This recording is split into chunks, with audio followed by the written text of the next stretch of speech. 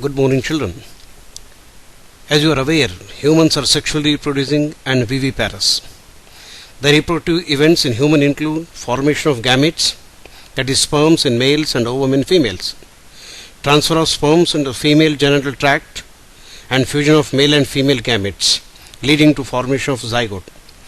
This is followed by formation and development of blastocyst and its attachment to the uterine wall, embryonic development and delivery of the baby. You have learned that these reproductive events occur after puberty.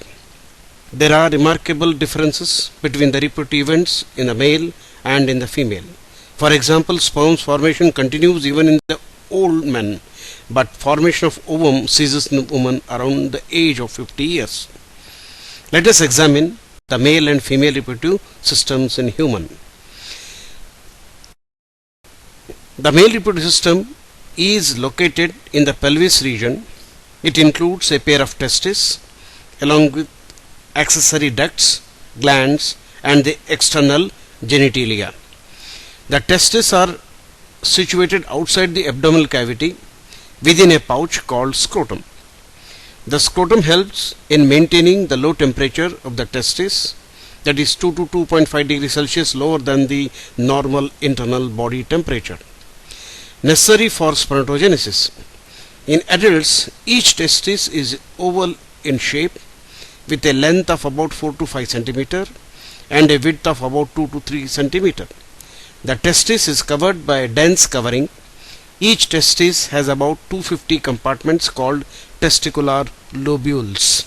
Each lobule contains 1 to 3 highly coiled seminiferous tubules in which sperms are produced. Each seminiferous tubule is lined on its inside by the two types of cells called male germ cells and Sertoli cells. The male germ cells undergo meiotic divisions, finally leading to sperm formation, while Sertoli cells provide nutrition to the germ cells.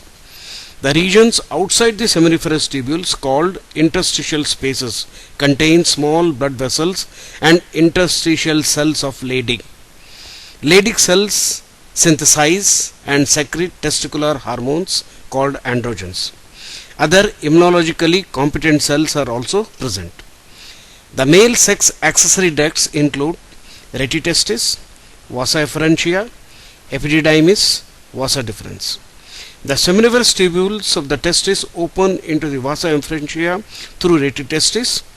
The vasa efferentia leave the testis and open into epididymis, located along the posterior surface of each testis. The epididymis leads to vas deferens that ascends to the abdomen and loops over the urinary bladder. It receives a duct-formed seminal vesicle and opens into urethra as an ejaculatory duct. These ducts store and transport the sperms from the testis to outside through urethra.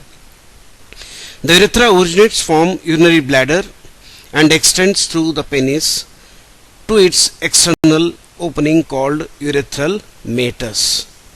The penis is a male external genitalia. It is made up of special tissue that helps in action of the penis to facilitate insemination. The enlarged end of penis, called glans penis, is covered by a loose fold of skin called foreskin. The male accessory glands include paired seminal vesicles, a prostate, and paired bulbourethral glands. These glands constitute the seminal plasma, which is rich in fructose, calcium, and certain enzymes. The secretion of bulbourethral glands also helps in the lubrication of the penis.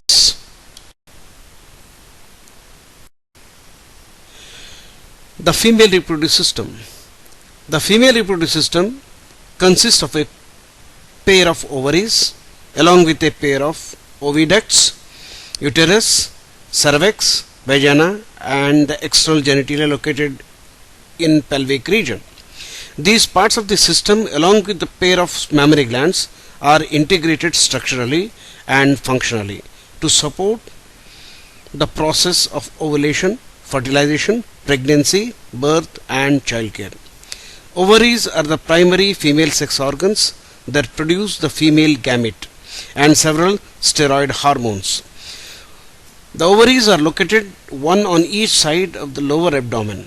Each ovary is about 2 to 4 centimeter in length and is connected to the pelvic wall and uterus by ligaments. Each ovary is covered by a thin epithelium which encloses the ovarian stroma. The stroma is divided into two zones, a peripheral cortex and inner medulla. The oviducts, uterus and vagina, constitute the female accessory ducts. Each fallopian tube is about 10 to 12 cm long and extends from the periphery of each ovary to the uterus. The part closer to the ovary is funnel-shaped infundibulum.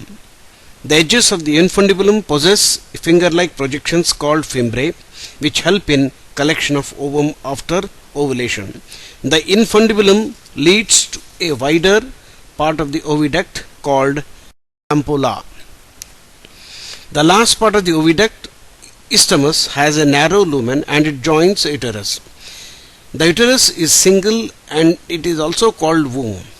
The shape of the uterus is like an inverted pear. It is supported by ligaments attached to the pelvic wall. The uterus opens into vagina through a narrow cervix. The cavity of the cervix is called cervical canal, which along with vagina forms a birth canal. The wall of the uterus has three layers of tissue: the external thin membranous perimetrium, middle thick layer of smooth muscle myometrium, and inner glandular layer called endometrium that lines the uterine cavity. The endometrium undergoes cyclical changes during menstrual cycle, while myometrium exhibits strong contraction during delivery of the baby. The female external genitalia include mons pubis, labia majora, labia minora, hymen and clitoris. Mons pubis is a cushion of fatty tissue covered by skin and pubic hair. The labia majora are fleshy folds of tissue which extend down from the mons pubis and surrounded the vagina, opening. The labia minora are paired folds of tissue under the labia majora. The opening of the vagina is often covered partially by a membrane called hymen. The clitoris is a tiny finger-like structure which lies at the upper junction of the two labia minora above the urethral opening. The hymen is often torn during the first coitus. However, it can also be broken by a sudden fall or a jolt, insertion of a vaginal tampon, active participation in some sports like horseback riding, cycling, etc. In some women, the hymen persists even after coitus. In fact, the presence or absence of hymen is not a reliable indicator of virginity or sexual experience. The functional mammary gland is characteristic of all female mammals. The mammary glands are paired structures that contain glandular tissue and variable amount of fat. The glandular tissue of each breast is divided into 15 to 20 mammary lobes containing clusters of cells called alveoli. The cells of alveoli secrete milk which is stored in the cavities of alveoli. The alveoli open into mammary tubules. The tubules of each lobe join to form a mammary duct. Several mammary ducts join to form a wider mammary ampulla which is covered to lactiferous duct through which milk is sucked out.